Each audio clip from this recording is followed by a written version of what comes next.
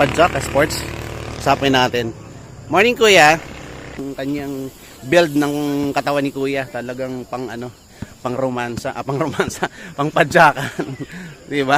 So, student o working or what? Student pa lang. Student. What year? Grade 10? Oh, tama yan. Isabay mo lang to kasi alam naman natin ngayon na bawal magkasakit, di ba? So, health is wealth. Kaya sige, padjak lang tayo. Since hinihintay mo pa yung baby mo.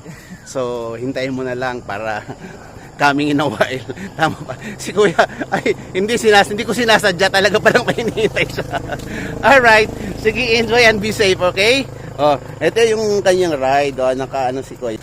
Diba? Ilang speed ba to? 7. It's okay. Walang problema yan. Wala sa bike yan. Nasa pumapadyak yan. Tama.